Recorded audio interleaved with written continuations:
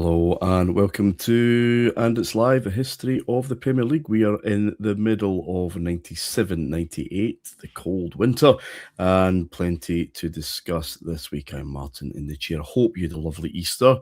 These two tarts did a show without me in my absence. How are we doing, Adam, David? Loved your little Bartley's-man effort. We're not even up to that.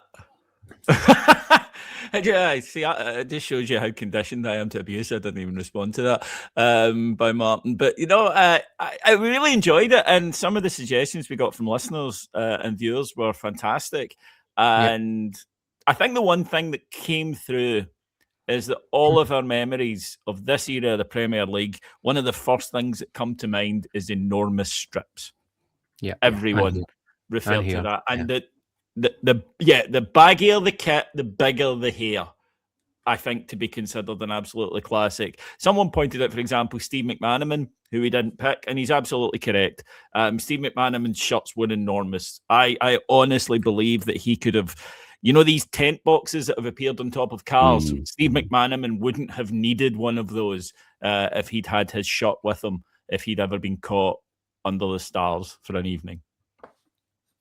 No, that's a fair point. Good fun. Let's pick this back up then, guys. We left a couple of weeks ago with Arsenal tentatively getting themselves back in this title race by beating Manchester United at Highbury at the start of November 1997.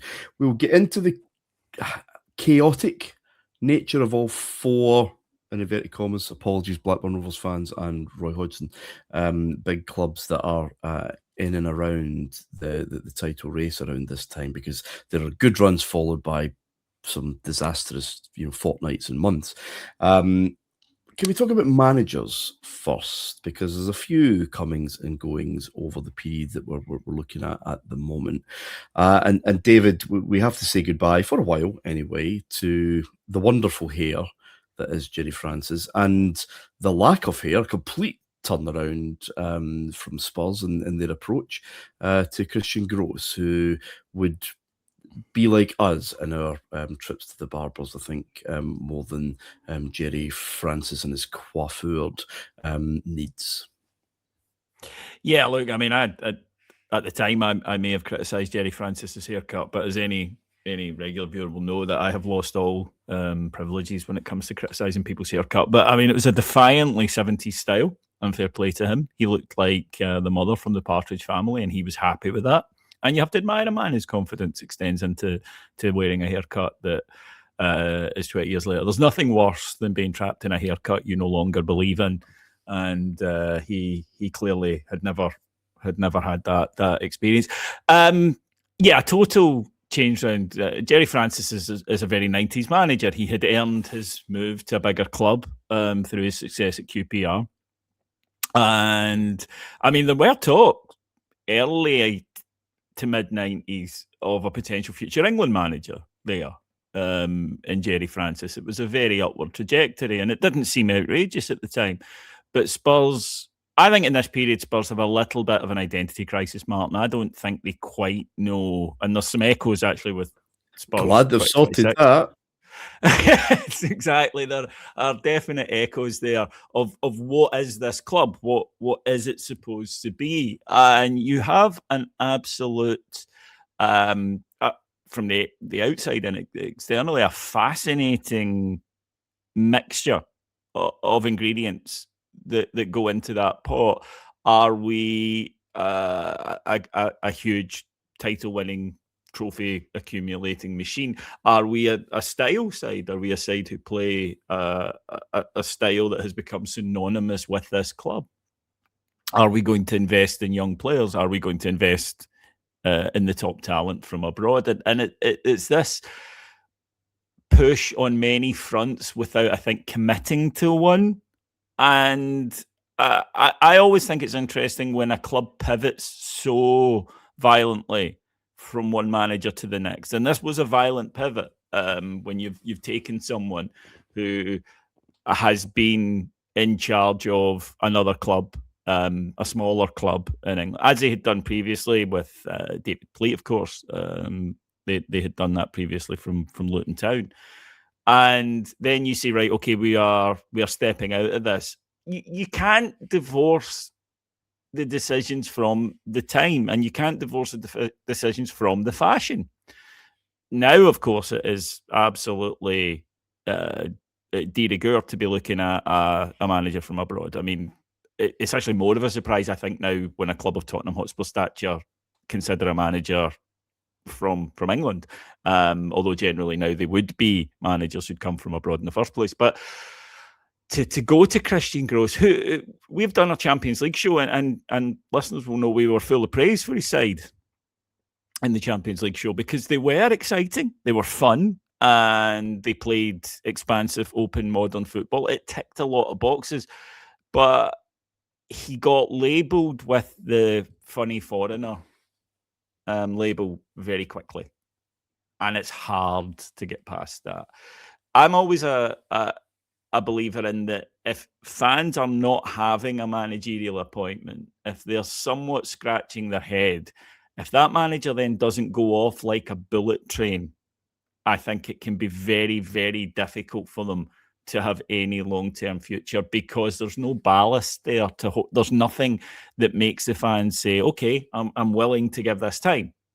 And Christian Gross suffered very much from that. The fans weren't particularly having him. The media at this point, which is very London-centric in England at this time, the print media, is very powerful, and they weren't having him. That combination was quite dramatic at this particular junction in English football history. And therefore it was up against them. And then quotes which we might look at now out of context and think are fairly sensible or harmless, they get taken and they get used against the manager. And it's almost like the press begin to build up a case against a manager that they don't like, especially when a club like Tottenham Hotspur will have followers in the media, so it actually means a little bit more to them, and it never threatened to take off, really, did it? And he always gave this sense of someone who had auditioned for the wrong movie and somehow landed the part. Adam, it is very of its time, the Christian Gross appointment. Spurs trying to join their neighbours, try to join the kind of trend. Who is the Seabreak next big thing in European football? Kind of cosmopolitan continental coach. And as David said, Gross probably ticked a few boxes. Maybe needed a little more time and a little more under his wing before he would be anywhere really suited to taking on this task. Because Spurs are in big trouble when Gross comes in, but they are not looking to the more homegrown managers who are doing well around the Premier League or in the league below at this point. No, that's where it's tricky, I guess, because you look at it on paper and you think, okay, does have a decent record. Are we getting in? Now you'd be thinking, are we getting in one of the next big things, if you like? Not that this would really happen in terms of the Swiss League to Spurs necessarily at this point, but he'd won a few titles. He goes on and wins a few titles with Ball back in Switzerland as well. But it's not out with the realms of thinking, particularly because, as you said there, there's the Arsene Wenger scenario. We know how lazy clubs are. We know not just let's go and get some foreigner, but let's think outside of the box. And here is the first thing that we found outside of the box. The big difference, I think, well, first of all, you can be as eccentric as you like and say silly things and have silly methods as long as you're winning games of football. It's funny how the media changes and all those things are, oh, he's quite amusing, to who the hell is this guy, just based on winning games of football. So that's the first thing. If you don't do that, then you're on the back foot. But some of the stuff he said, there's a John Scales interview where the players were just taking the piss out of him behind his back. It was very much management speak in a time where management speak wasn't really happening. The difference with Wenger, I would probably argue Wenger's probably more more of a outlier in terms of when he came in, but not that I can remember. He didn't say anything ridiculous. He didn't come out in the media and make grand proclamations. He certainly didn't hold up a tube ticket and say it's the ticket to my dreams like Christian Gross did. So you're giving yourself a bit of rope there where things are going to look silly unless you have an absolutely blazing start and you are, I was going to say the new Guardiola, but the new Cruyff at this point. Say, yeah, the first Guardiola at this point, yeah. Aye, so yeah, it's one of those. I can understand the logic of it. Absolutely, it does look like we've just copied them, and we'll just do that same thing. It doesn't really matter who we get. We'll just get someone in who's foreign and has won a bit in countries that are lesser than ours, and just see what happens. But I think, as always with Spurs, you're sort of missing the platform, the players, the actual part of it that is magic, rather than just let's change the manager and see what happens. This is an era as well, Martin, where I would always regard Tottenham as a side who would this is a technique that has been honed and perfected by Everton over the years, and Newcastle also went through a period of it. Of the clubs that you're chasing who are slightly ahead of you, you sign a couple of their cast-offs every summer. Because look, they've been part of a good side. Rule Fox, I think, is a great example in this period of that sort of signing. And again, you can sort of see the logic in it. Spurs plans are never utterly stupid and reprehensible, right? There's some logic to it, but they never seem to take into account context. So, for example, Arsene Wenger coming in, and it did influence it. I'm sorry, I don't believe for a second it didn't influence it. Ruud Gullit at Chelsea influenced it, right? But it isn't just... It's a fake syllogism to me. It's like, well, they have a foreign manager and it worked. This is a foreign manager, ergo this will work. The personality types, I mean, Gullit obviously baked success, the superstar aura, all of those things that we've discussed before. Wenger is a unique individual, right? One of these genuine mold breaking, every so often someone like this comes along characters. The vast majority of human beings don't have those qualities. The vast majority of human beings who could be perfectly competent football managers, incidentally, but they don't have the unique personal skills and abilities and quirks that make that person. So it to me, it sort of goes into these Tottenham policies that, as I say, don't seem awful. I mean, they make sense. Rule Fox is a good player. He's been playing at a club who've been doing better than us. That logically makes sense. But then, you look and you think, well, why are they getting rid of him in the first place? How is that going to make you jump to the level they're at? Even if it makes you jump to the level they were at when he was in the team, they're going to have moved on, probably. So I think that, as I say, it was a confused appointment. And I've seen it argued that it was a brave appointment. And I always kind of laugh at the word brave being used in this sort of context. This is not storming Omaha Beach, lads. It's choosing a football manager. But I get what they were saying. But I think sometimes when you do something with the best intentions, but maybe not with the best planning and workings behind it, you can get left in this situation. And Adam mentioned the infamous train ticket. Sometimes things get used in retrospect as a turning point, a cudgel, a moment. And I understand why we do that. We apply because we know how the story ends. But at the time, this was used as a cudgel against them. He was beaten with this train ticket stick almost immediately. And again, something like that would never happen now because the PR operations at football clubs is dramatically better than it was then. This would never be allowed to take place. As soon as he mentioned to his comms professional that he was considering that, the train ticket would have been swiftly taken off him.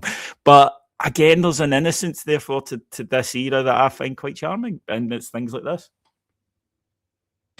He's clearly a good coach, Adam, because he would go into Basel after this and kind of reinvent them, rebuild them, and become obviously not a huge player in the European game, but a dangerous opponent. They'd have a few scalps, wouldn't they?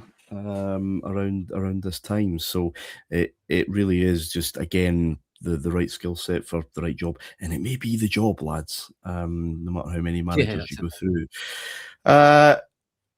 That's in the November of 1997 with Spurs 2 points off the bottom, or 2 points off relegation. And they would be battling all the way through and to maintain their Premier League status this season. We'll flip to the kind of end of our span here into the February of 98, Adam. Chelsea are 4 points, then 5 off the top of the table. They're in second place. And they sack their manager, Ruud Gullit. Now, they were on a bit of a sticky run. They could have made more of some opportunities in this period of time that we're going to talk about, but didn't. But they're still second in the Premier League.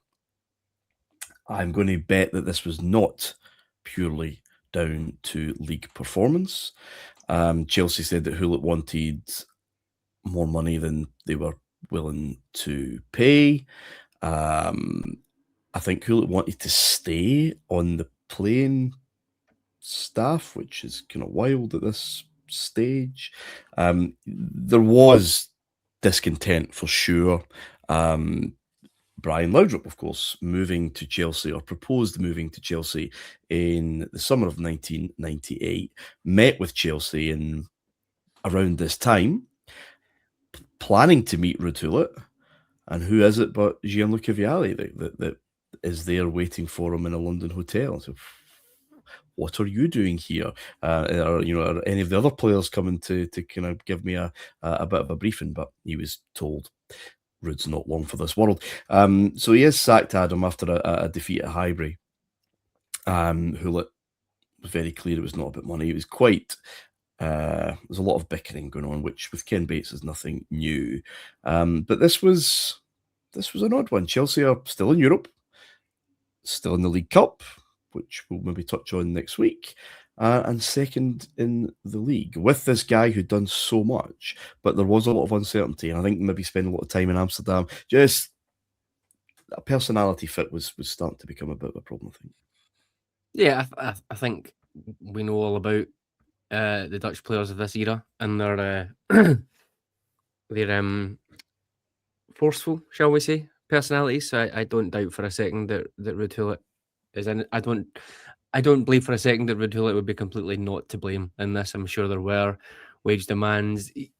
He was basically he was a massive supporters' favourite, wasn't he? And he had sort of, remember the year before, he had sort of started to phase Vialli out a little bit, or he wasn't getting as much game time at times, and I think Vialli wasn't too happy with that as well. So it's kind of clear there. You can see if Chelsea do want to go down another road, particularly with wage demands, and they've got an unhappy superstar player there who's coming to the end of his career, you can sort of see the logic there in terms of either the player in Vialli or the club going to him and saying, look, let's grease the wheels here a little bit and you can take over. Really interesting as well, there was a Gullit interview where he said he wanted, obviously, Laudrup as mentioned, but he also wanted Jaap Stam as well, which could have been a nice little sliding doors moment, because that's obviously one that goes on to great success. So yeah, it is a bit of a surprise in isolation, but it's absolutely not a surprise when you think of Chelsea's next 30 years or so in terms of managerial sackings, etc. It's only really just the start or the tip of the iceberg. Yeah, we've become very used to this, David.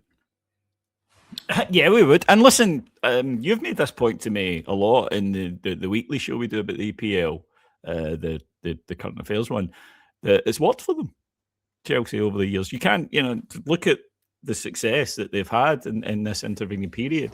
I'll always be grateful to Ruud Gullit, who gave me a piece of edge, or to this situation, so possibly I should credit Chelsea as well, who gave me a piece of information that they didn't teach me at school, which has been useful in my adult life, which is he taught me the difference between gross and net, because that was the first I had ever heard those terms, and there was a discussion there. I think basically Gullit, when Chelsea were moving him into just being a manager, they wanted to pay him purely as a manager, and Gullit was like, no, you have to pay me the same amount you paid me as a player manager.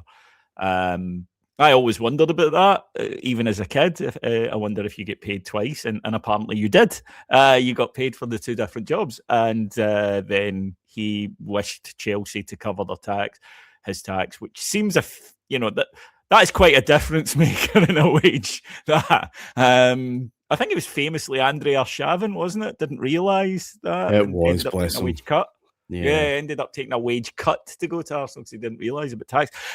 And listen, I'm not criticising footballers for that. It's easy to not footballers, but as a young man, I wasn't particularly clued up as a teenager on tax affairs, and I was being slightly facetious. But yeah, this was the first that it really sort of got brought home to me. I was surprised with the Vial. I was surprised with the sacking because they looked set for a good season. I really fancied them for the Cup Winners' Cup, for example. I thought that they really looked good for that. Gullit had been such a big presence, such a visible presence, and responsible for moving Chelsea. You have to recall, from moving Chelsea from being, it's hard now with 30 years plus of what they've been, that in the early 90s, they were not that. They were a kind of, quite a glam mid-table club. That's what they were, right? And they would have, exciting players every so often, but they weren't, contenders. And I was stunned then to go for Vialli. Again, though, it's because you don't know, you only know them as a player, so you don't understand. But as you'd said, Martin, it looked as though he was going out of Chelsea. It looked as though he was being ushered out the door. And then all of a sudden, not only is he not, he's now the manager. It was dramatic. I think there's a really interesting crossover here. I think the Venn diagram is interesting, of a particularly 80s creation in Ken Bates meeting the next generation. I would even say, and this is a little bit overly dramatic, but I think this is a 20th century management meeting a 21st century football workforce, I think, in this instance. And I think that there's a wonderful, just that little bit of crossover going on here, where you've got people who do seem from different eras somehow, don't they? And they're just meeting at the tail end of one of those eras and the beginning of the next. But it was bitter, and it was played out in the papers because you mentioned there, Ken Bates enjoyed, he was not one to take a dignified silence when it came to matters like this. And for every interview that Ruud Gullit gave, there would be one, Ken Bates would phone journalists and would actually say things like he's talking rubbish, and would give great copy. But the move to Vialli surprised me purely because I had no understanding at all of what the track record were. And Chelsea had seemed to me to have gone up a level from when they brought Hoddle in and brought Gullit in. And even at this point, I was beginning to think, even as a kid, just from what people and that football was sort of moving past player managers. To me, even by this time, it felt sort of novel and quaint. But is it trying to hold on to that freshness that Hoddle first, and we shouldn't forget that. I think what Hoddle started and Gullit continued, and this is just the same then, right? It's just, we've enjoyed this. Vialli can attract players from Italy, let's be honest, in a way that Gullit did. So we've got that consistency. I'm going to imagine very well respected in that dressing room, and this is just more of the same, right? So it's not chaos. It may look like chaos, but we've got this model. We have young, hungry managers, very well respected names, if they're not respected managers yet, because they're just starting out here, kind of thing. Therefore, this is the future because it's young, it's fresh. It isn't, the old guy smashing up teacups and putting the best 11 he can think of in the back of a fag packet, and away we go.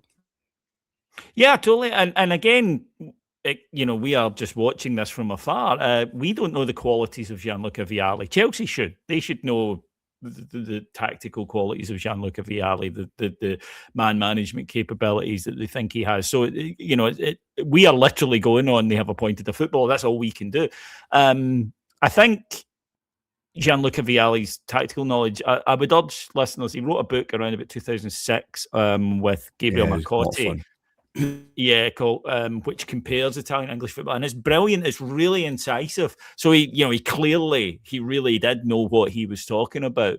I think he was kind of beloved. I don't say that lightly. I don't know anyone even then who didn't think Gianluca Vialli was just brilliant. He was one of these universally loved people. What I think was kind of clear right from the offset, though, Martin, was it's like, you are a manager. I think they had learned that, right? There may be, we might have some confusion a little in the title, but in here, we want you to manage the team. So I think they were kind of moving towards it. And I guarantee you, by the way, his contract situation was sorted out the second that he went into it. But I did think that you had here a situation where it did seem unnecessary, but yet, as you say, they clearly had a plan. They clearly knew what they wanted to do. There was a stability there. I think, though, it's the kind of thing now that happens on a regular basis in England, and it runs for a few days on Sky Sports News, and then it comes, the cycle ends and we go to something else. This is not then. This felt like a monumental event. But even Chelsea alone over the years, we've had so many of these. The Ranieri sacking, the first Mourinho sacking, bringing in Benitez. Literally, I could probably name you Tuchel leaving. I could name you a dozen situations of that club alone that has happened. It just felt different then because, like I say, we are in another era, even though there's still some lingering... and all our thought processes at this point are, of course, coloured by the era that we've lived. And it's easy for us to see now that everything was changing. But back then, when you're living in it. But I like I say, I go back to the fact I was quite excited by two things. One, where would Ruud Gullit pop up next? Because he was not going to struggle to find work. And two, how would Gianluca Vialli do? Because I think, as I say, he was universally admired, respected, and even out with that club, but quite loved as a player. Adam, we'll maybe put a pin on the first of David's points because I think he's right. I think there's a lot of expectation about what Ruud Gullit would do as a manager. He's shown promise, exceptional, world-class talent as a footballer. Could he make that jump? It's looking good. We'll maybe come back to that when he's at Newcastle and when that ends, because it is a career that doesn't quite, make that next jump that we expected. I should make it clear that Jerry Francis wasn't sacked. He resigned. I mean, writing on the wall, I think. But this have his legal people been in touch? They have. I just give me clarification corner. Do you remember, by the way, just another Tillet thing? Do you remember the pizza advert? Yeah. Right, he'd done that pizza advert with Gareth Southgate. Yeah. And when he got sacked, Pizza Hut brought it back, but with the special song "A Message to You, Rudy," and it was like, "You're going to be all right. Have a slice of pizza," basically. Yeah. So they capitalised on the man losing his job. And I always thought that was fair play to the marketing department of, I think it was Pizza Hut, it might be Domino's. Don't miss a trick in the 1990s. But yeah, resignations, it was more my point. Don't really get that these days, do we, lads? Managers, hold on.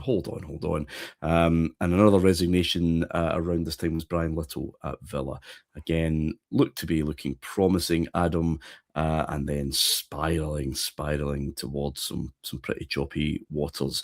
And enter John Gregory, who will give us some content over the next few years, my word. And another one coming from Wycombe, Adam. So I presume following Martin O'Neill at Wycombe, who then obviously went to Leicester and then kind of made his name there. I don't know to what extent he then just inherited a nice structure there and a kind of settled team and, was able to bask maybe in that reflected glory and therefore get a a way in. But he's the next one off that particular rank. Yeah, he is. There's a few managers of this time that it's funny that you associate with one or two clubs and then they just seem to disappear. Brian Little, John Gregory, even Roy Evans as well. When he leaves Liverpool, you're like, okay. And yeah, very, very obvious time. I think Villa at this point. Obviously, Collingwood's come in, like we said. They are fine, I guess. Villa are often fine, aren't they? They've had a great couple of years in present terms. But no, they're in a good moment here, I would say. They've obviously still got a really good forward line when you think about it. They'd Savo Milosevic, Dwight York, Stan Collymore, Julian Joachim, Darius Vassell comes in the January this year. So that's 5 forwards that are all very of the 90s, shall we say. And they've got a lot of firepower. I didn't really think much of Villa at this time, if I'm being honest. It feels like the 7th and the 7th in the league, UEFA Cup run, and a couple of okay showings in the Cups was kind of about par for them at this point. But yeah, I didn't really register too much the whole Brian Little to John Gregory change. It sort of felt a little bit samey to me, but he does go on and do pretty well for them, keeps them consistent in the league over a couple of years. So yeah, it's a really good team that they've got. I'm looking forward to tracking some of these players, obviously, as they move. A spiky character, I think it's fair to say. John Gregory, a character. Yes, a character is a great. That was actually what I was going to come in and say. Yeah. A character was John Gregory. Magnificent haircut.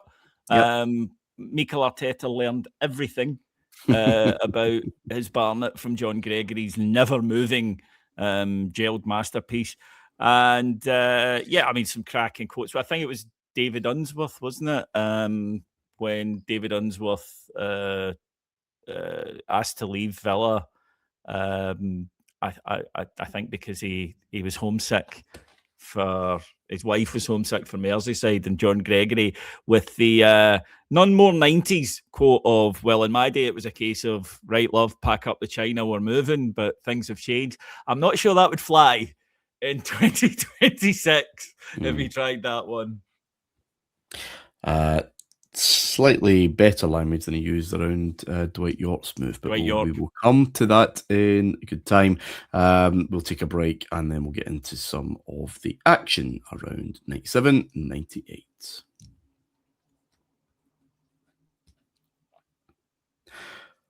Welcome back. It is the winter of 97-98 then. Let's look at some of the runners and riders. Adam, Arsenal, we left last week, beating Manchester United. Only one of 2 wins in 8 after September. And I was kind of looking at this huge big win, and surely they kick on. Well, they absolutely don't. They lose the next 2 league games, away to Sheffield Wednesday, at home to Liverpool. Very nice Steve McManaman goal that won that. And I was like, well, surely they've got loads out because they had Bergkamp out for the Manchester United win, but they don't really. They've got, kind of good strength sides. They beat Newcastle United away, and then they lose at home shambolically. Lose at home to Blackburn after being 1-up. There's a couple of things I want your take on. I think it's fair to say Overmars has not yet been kind of fully unleashed. There's a lot of doubts about whether he can hack it here. Even though he opened the scoring against Blackburn, he's not quite fully in flight. He will be soon. And I think, and this happens, that a knock-on effect of a very early, very sudden and very surprising European exit to Salonika. And this was the first round of the UEFA Cup, and that's what then precedes kicks off this 2 wins in 8 in the league. I think they took a while. There's a lot of moping around at this point, Adam, and it's just not quite happening for them yet. No, I think so. I think you've nailed it there. I think all that happening at the same time, and still sort of when I say getting up to speed with Wenger's methods, but it's maybe a bit of a reach at this point. But certainly still trying to become the team that they will go on to be. We mentioned some of the players that are coming in this season, big players for them that are obviously just in. So yeah, I think it's probably just a combination of all of that. I do take the point that is a pretty bad run. The next run, which I'm sure we'll cover, is pretty close to perfect. So that is where the title is won for me. When you think, obviously, it's pretty obvious when the team go on this big run, but the fact that they pipped United so close, United obviously are maybe a bit more of a consistent season, shall we say. Arsenal have the big dip and then the huge rise, whereas United have been, as they probably will be, consistent over the course. I think what we see from Arsenal pretty much from Christmas Day onwards, right, is exceptional. And it does win them the title. Overmars gets going, Vieira starts getting up to speed, picking the passes, and Elka obviously has a say in it as well. So I think it probably is just growing pains, for want of another word. And that big shock, they're probably not solid enough as a team, club, manager, players to handle that European upset and not let it affect things in the short term, but they certainly bounce back. He's quite buoyant at the start of the season, David, at the 3-3 at Leicester, I think with the 2-2 Everton. Basically, look, we're creating, we'll be fine. Even during this bad run, well, they stepped up for the Manchester United game. Didn't step up for the Liverpool game, though. He conveniently misses that. Goes to Newcastle and wins. So he's kind of saying, look, there's something there. I think there may have been a big discussion after the Blackburn game. He said, right, let's try and get back to what we did at the start of the season. And I think that maybe is some breaks off stuff. Get going again. They do draw at Spurs. Christian Gross's Spurs, of course, and they draw at Coventry City. We'll talk about a bit later on in this show. And then that's really the kickstart. 31st of January, they beat Southampton 3-0. They don't concede a goal, never mind lose a game, until, April? It's quite something. We'll talk about that in more detail next week. But it is, I guess, the power of the strong manager to just keep a level head during these storms and point out to players, yeah, but you're doing this well, it'll come. Maybe we've gone too far this way, maybe go back to what we're doing before. Just that calm hand on the tiller. Yeah, 100%. And deep belief, firstly, and from him and what he's doing, buy-in from the playing squad, which is obviously crucial for any manager, but particularly when it's maybe not working, the belief that it's going to buy in from the club. I mean, Arsenal, where we know the infamous David Dean relationship with Wenger, the belief that David Dean personally had in Wenger. And I think, belief from the fans, there's nothing wrong with being frustrated, but I think football fans can sometimes be unfairly criticised. Yes, I know what we're like, and, we've all said silly things after a match or whatever in the heightened emotion, but I think that they are a little bit more intelligent than we are sometimes given credit for, because I think if they can see something is happening, I think that there might be frustration that it isn't happening as quickly as they'd like, but I think they do. Some of you may not know, but our Martin is a musician of some talent and a conductor, and has played in some right toilets in its time, Royal Albert Hall and shit like that. And Martin, I've been in bands, not quite. They didn't need conducted. They had two guitars and a bass and a drum. But the first rehearsals are usually shit, right? I mean, the first night you bring everybody in and you tell them this is my idea and this is how we're going to do it. It generally isn't that good. Football, uniquely, you're doing your rehearsals in public as you're trying to bed in this new thing. It'd be great if you could do it in 3 pre-season games or a couple of games at the start of the season, and some managers have managed that. Mourinho, for example, was in his pop was brilliant at it. But for a lot of managers, understandably, it takes time to get that going, and Arsenal do. But I think the strength of character, and again, I'm sorry to bang on about hindsight, we now know this, but I think you could see at the time that there was something about this side that they did. The potential was there. You mentioned there a couple of wins, and Wenger was very clever about how he used those wins because they were big ones. Newcastle away, United at home. And he used them, and it did work as a sort of, look what this could be if we keep working at it. And you're right, what he did very cleverly was disregard the ones where it didn't look like that. But I think he got the players to do that as well. I think the players went, right, no, that could, that didn't really matter. That can happen. This is what we're striving to. It looks like it just clicks, and I think we love that narrative as fans. And then it clicked, and everything went brilliant from there. It's never that. It's the work you've done. It's the mistakes you've made and learning from those mistakes. It's about then making sure that you put into practice. Okay, we tried this; it didn't work. It's about, as you said, okay, lads, I'm going to take the handbrake off a little, or I'm going to add, a bit more defensiveness, whatever is needed. It's all of those things, and it's making sure that you get everything in line. And it looks like it just clicks, but it doesn't. It's been building towards us. What happens is then the errors that were being made earlier in the season, they have learned from, because as we know, this is an exceptional group of players. This is not a good group of players. This is an exceptional, many world-class players. They learn very quickly from their mistakes, and they don't make their mistakes twice. Then confidence, it rolls, one game into the next, and aura. Other teams start looking at this side and going, this is a serious, serious outfit. Changes the challenge you're up against. The second game of this season for Arsenal is different to the first, because teams are approaching it rather than we can get at this with, this is a good side, we've got to be wary. And all of those factors combine, but it was still a hell of a run to witness in real time once it kicked in. Another learning point for Wenger, Adam, and it's I think that a lot of managers of shall we say big clubs that are up there to be shot at traditionally in a league, he found out eventually there's no point scouting teams because they don't play that way against you.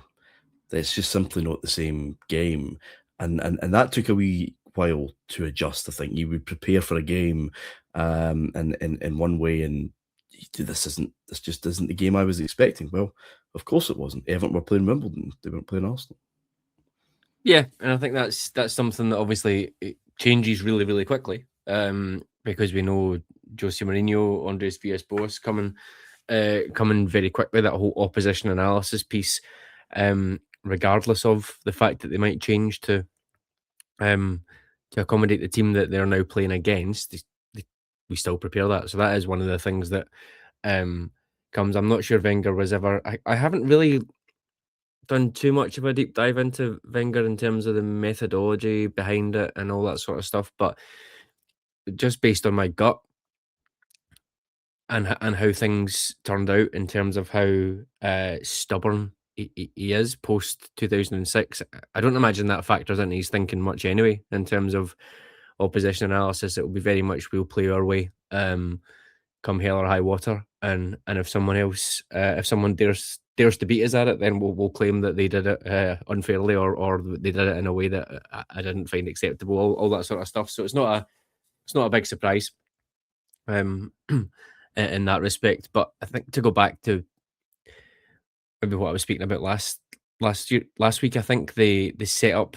I really like this setup that Arsenal have at this point, because it combines the whole pace and speed and skill and power thing. So it does make them, I guess, a little bit more capable of switching in games. Like if there is a surprise like that where Everton come in and it's not going gung-ho and attacking as they might do against your Barnsleys or your Coventry Cities, but they're sitting back a little bit, then they can sort of adjust in game. They've got the players to do that. So I guess it brings a bit more flexibility in that respect, but obviously that'll all change in the coming years, where flexibility is a bit of a for a bit anyway, is a bit forbidden, and it's kind of went full circle again.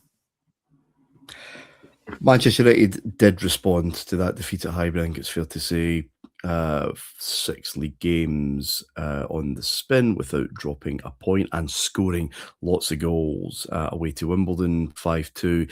They beat Blackburn 4-0. And, Blackburn are up there. They're up in the top 4 and 5 around this time. Went to Anfield again. We'll talk about Liverpool in a moment, but theoretically challenging, very much in the mix. They won 3-1, a lovely Beckham free kick to round that off.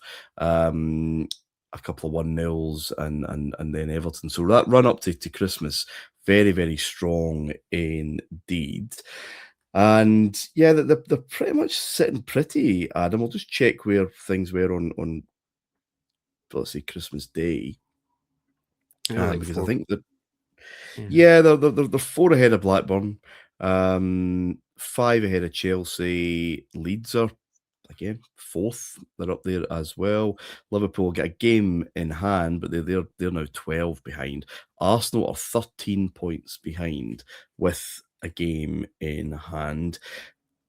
And United go to Coventry City, battling away. They've been in the bottom half of the table for much of the season. And it's a bit of a ding-dong battle, Adam. I think Noel Whelan puts Coventry ahead. United hit by a wonderful Solskjaer and Sheringham just showing what they're capable of in some of these games. There's a brilliant goal by Solskjaer at Old Trafford where he just controls the ball also with the back heel as he's running, and then doesn't waste any time before kind of drilling it into the bottom corner. That might have been against Blackburn. So 2-1, and then Coventry fight back, and it's a remarkable Darren Huckerby goal to win the game. And again, Darren Huckerby can add himself to this long list of English strikers for whom a lot is promised, expected. It's a remarkable time, given that we record, Adam, in a World Cup year where it looks like England have 1 striker. Yeah, Huckerby. Yeah, Huckerby is definitely a sort of. I was really excited about him. Sort of failed potential, I would say. It was such a big jump to go from Lincoln to Newcastle. Never really worked out, and then he sort of built himself back up from there. This Coventry team were great. Obviously managed by Gordon Strachan, Gary McAllister's there, Philippe Clement, ex-Rangers manager, and now pulling up trees with Norwich in the Championship. Was in his 1 season in British football here. But I think the strike force was my favourite. I really, really like this partnership that they've got. Dion Dublin and Huckerby. They scored a lot of goals. I think it was 35 between them, I think, in the Premier League. And you wouldn't think that they did take a few scalps. You mentioned the Man United game. I thought they worked really well together, and it's one of those things, I think, not to get ahead of ourselves, we can maybe touch on it again when we actually come to it. But I thought Huckerby's move to Leeds was just the perfect move for him at that point as well, which is really, really frustrating because we'll come on to David O'Leary and they're on the up and they're starting to do really well in Europe and building up. I just thought that was a perfect next step for him. Replacing Jimmy Hasselbank, okay, it's a tricky one, but I think he could replace him in terms of the attributes that he had. The one sort of sliding doors moment I think that might have been quite useful is, had Mark Viduka arrived in 1999 instead of 2000, Viduka and Huckerby might have been a bit more of a Dublin and Huckerby type partnership that would have been more beneficial, I think, for Huckerby than coming in, trying to replace Hasselbank and playing with Michael Bridges, who was good, but kind of a little bit different. So that's maybe one that we can stick a pin in for later, and we can deep dive into that. But take nothing away from Huckerby this year. So quick, such a great foil for Dublin, who was getting on a bit at this point, wasn't he? I'm not even sure what age he was, but he was getting on a bit at this point for sure, and he was just brilliant for them. Just that classic hold up target man, can play a bit, but had Huckerby buzzing off of him. I thought they were really fun this year. You look through their squad list and you think, are they actually going to really be that fun? They scored a decent amount of goals. Like I said, Huckerby and Dublin got the vast majority of them, but they were a team I thought we should shine a little bit of a light on, because they did quite well. Top 10 finish, I think it was, and took a few scalps, like I said. So yeah, but Huckerby was one that I had such high hopes for at this stage. And Coventry, just they're throwing curveballs all over the place. Fast forward to the 17th of January, they draw 2-2 with Arsenal at home again. Arsenal are winning. A couple of goals from Bergkamp and Anelka. Manchester United play on the Monday night, and as we just look at the table here, on that Monday morning, Arsenal in 5th place after playing 22 games with 38 points. Liverpool 22 games, 41. Chelsea played 23, they're in 42. Blackburn 2nd, 23, played 44. United 22, and they are on 49. So they are 11 points clear of Arsenal, and if they win this game, they'll go 14, of course, with a game more.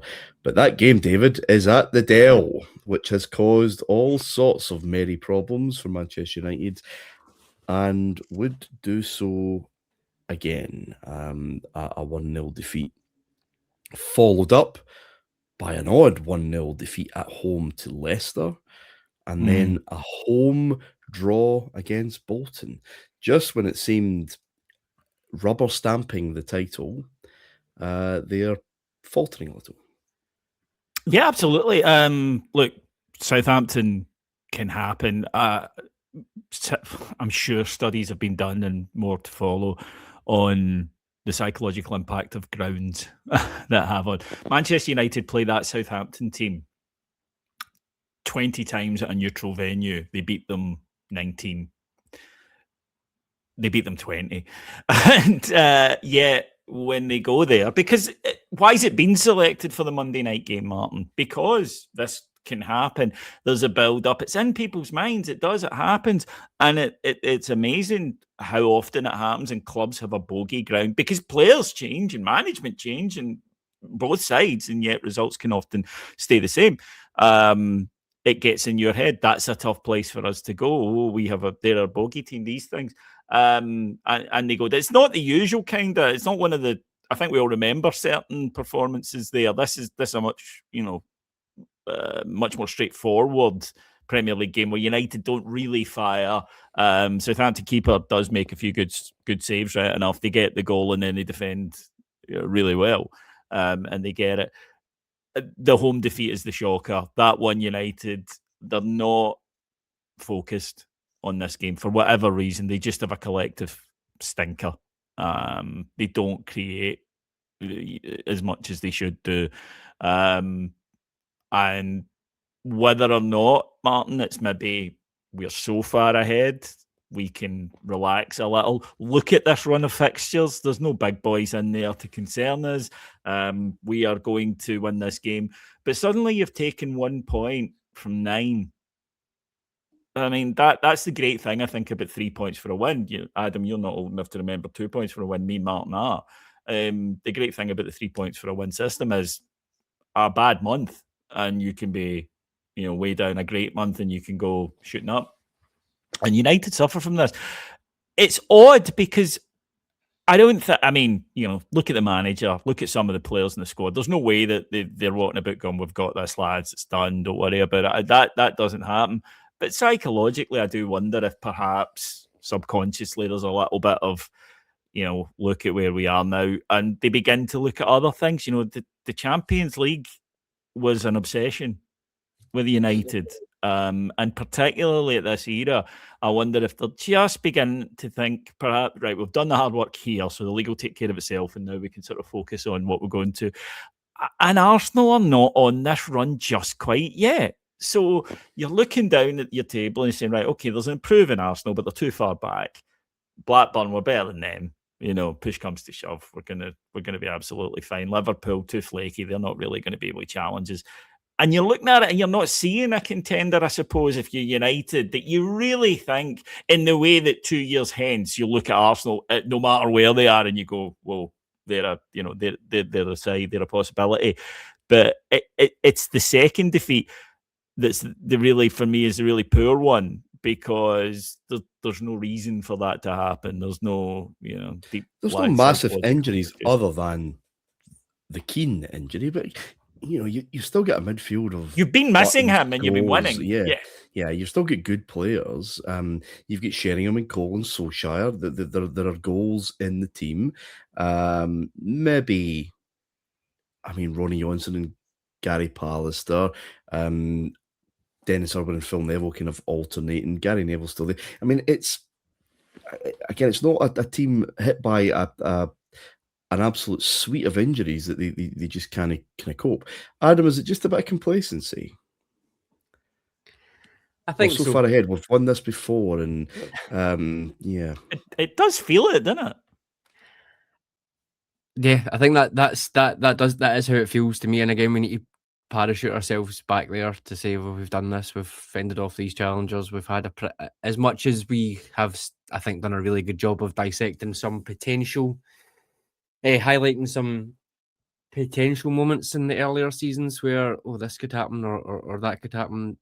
When it doesn't happen, I think footballers, managers, particularly someone like Ferguson, will probably start to not get complacent at all, but confident and comfortable that we've been over this course before. We know what's going to happen. These teams aren't necessarily a massive threat.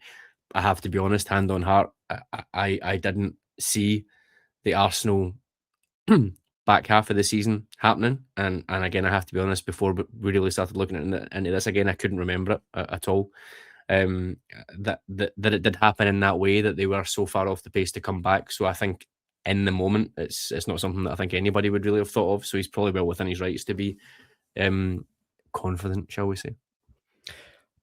A couple of things before we wrap up. Liverpool, you mentioned flaky, David. I mean, they really are. They can go to Highbury and win.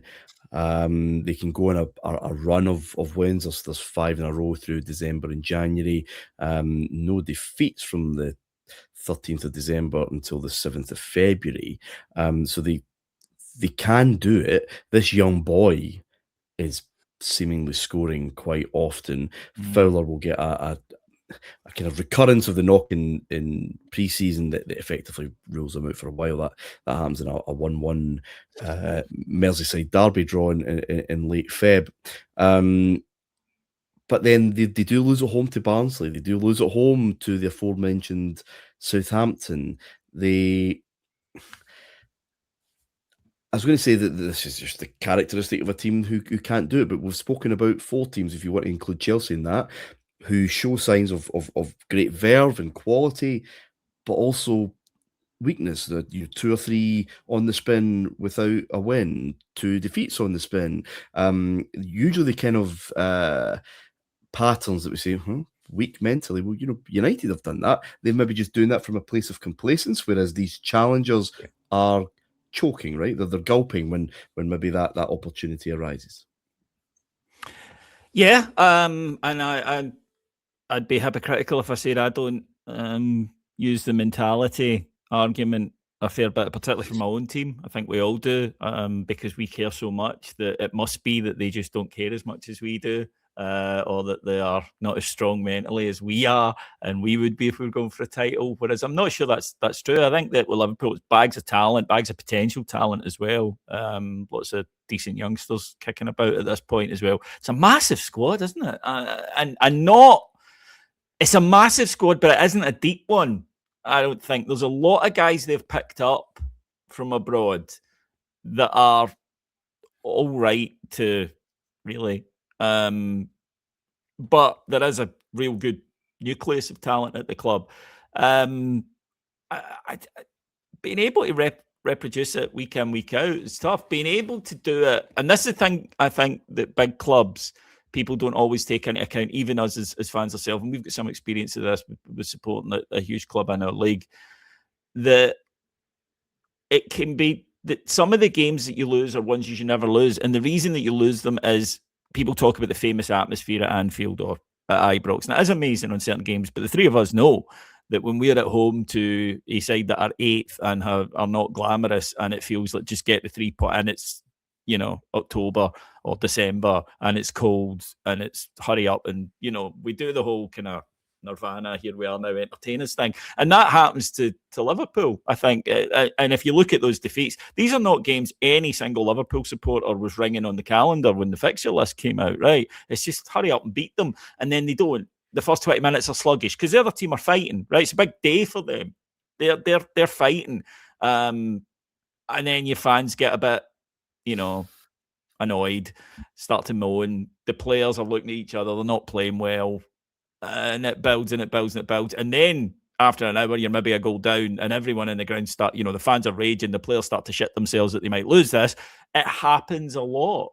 And until you're the type of side who go, right, okay, boom, boom, quick fire double in the last 20 minutes and you win the game and you get through. We talk about mentality, but it is a mixture of mentality, yes, and not panicking in those circumstances. Experience, you've done it before, you can do it. And quality. Liverpool had quality, but I don't think they had deep quality, and they only needed one or two of the star players to not quite be on it, and you could get at them. When they were all on it, though, they were literally a joy to watch. They were wonderful to watch when they were flowing, but they were not a side that could do that 20 games at the season. I think if you look at all of those teams that we're speaking about over that festive period or over the first 2 or 3 months of the season, they all cut each other's throats. I think you've got Liverpool 2 wins in 8, Chelsea 2 wins in 10. We spoke about United there with 1 win out in 5. Blackburn had 2 defeats before Christmas, and in the back half of the season they have 9 defeats out of 13. Like it's very, very competitive, and as we've said, what usually happens at the end of that is Man United are the least worst or the most consistent and go ahead and win the league, and that's exactly what would have happened if Arsenal hadn't kicked into gear. So I think it's fascinating when that happens, but I do think there is a bit of a bloodbath January, February, March, where teams are losing games that you wouldn't think they would, going on crazy runs that they just weren't, crazy bad runs, I should say, that they just weren't in the summer and autumn time. We'll talk about it next week in a lot more depth, but it's probably important to even just say now, the notion of a team going on a 10-game winning run, we're used to it now because City have done it, Liverpool have done it. Did not happen. No. Did not happen then. And again, we'll talk about it next week, but Fergie said it's just inconceivable, really, that it's inevitable that Arsenal will drop points. We'll see. Bit of conversation around the show a couple of weeks ago about strikers and about Michael Owen. And was he as good as an all-round forward like Colin Warfowler, etc.? Michael Owen makes his England debut this February against Chile in a World Cup warm-up. Not quite to plan, although Owen was very good. He had a good effort saved from memory, but it's Marcelo Salas who took all the headlines that night. He was absolutely stunning. Adam, where does this kid fit in with this wealth of talent that we have talked about and talked about and talked about? Where is he at this moment? Or maybe let's roll on a few months. Where is he by the summer? Because I would say what he does that night in Saint Etienne, actually what he does in Toulouse and coming off the bench and seemingly rescuing England from defeat against Romania, but Graham Lasso had other ideas, says something. I don't think Collingwood does that. I don't think Fowler does that. I don't think Ferdinand does that. This raft of very, very, very good players. Ian Wright, there's something in the mind that just steps up in these big, big stages that very few players are able to do, hence why they're so special. Yeah, I think it's an interesting one. I'm actually keen to get your thoughts on it because I don't remember a lot of young talent hitting the top really, really quickly in the early to mid 90s. It did feel like it was still experience was a bit more and Huge have these kind of apprenticeship. players. Yeah. Aye, so it felt big to me watching it, and I remember watching the Argentina game on holiday because I'd never thought about it before. I was like, he's how old? Like it seemed mad to me that he would even be at the World Cup. Never mind doing what he did, because like you said, he's obviously had a great season with them, but he's still so young. So in a way, it was really, really impressive because he was first. Do I think the actual achievement of it is as impressive now when we've seen some of the other players coming through, even Wayne Rooney a few years later in terms of Euro 2004 and Obviously, Yamal coming in, I know that's a really extreme example, but these are the type of conversations that you probably should be having about someone coming and doing it on such a big stage. So, yeah, I think for me, Owen is always tinged with sadness, because I do think he could genuinely have been not 10 times, but he genuinely could have been a lot more than he was. And unfortunately, it's the injuries thing. So I really, really struggle to separate the two sometimes on those. And I know it's not fair, but I just always do it. And I think, no, I think that is it's understandable. His whole game, not his whole game, so much of his game was based on blistering pace. A certain injury, he got that certain injury, can pretty much remove that. And he just wasn't kind of strong enough, adaptable enough. Well, I mean, he still had a fine career. Let's not be silly. But I completely agree, Adam. I do think to your point, I don't think any of those players can be doing that at the age that he was. Probably at all. Yeah. Which is, I guess, the point of these shows in any kind of history show is to try and bring out what the mood was at the time. Yeah. He's the youngest international in the 20th century.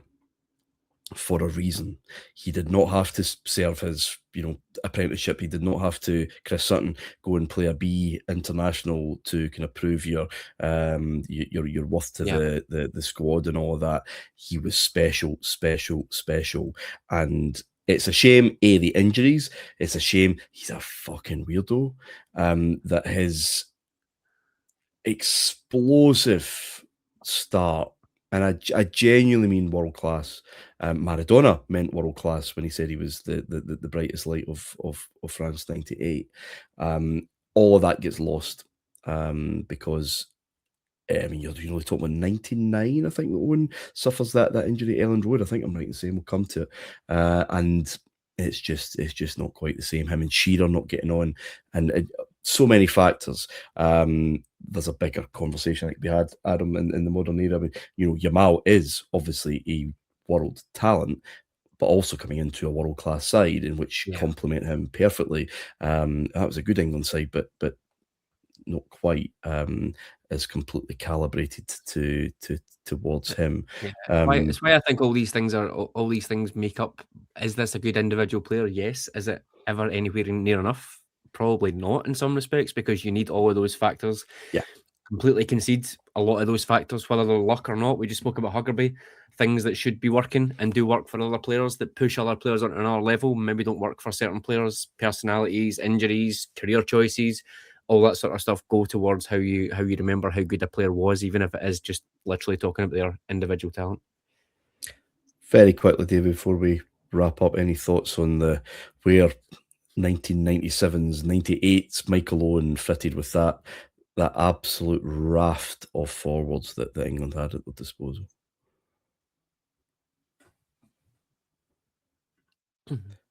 You're on mute, David. A very COVID related kind of. I had pressed my mouse, but clearly not hard enough. So, but then again, you have to separate the action from the intention, in much the same way as you have to separate Michael Owen's personality from Michael Owen, the footballer, and from Michael Owen, the talent. And I would think it can be interesting that sometimes the seeds of someone's later downfall is too strong a word, but maybe not reaching the heights that we expected are also at a point that their strength, and in Michael Owen's strength, the pace obviously, but the fearlessness. Michael Owen played with no fear,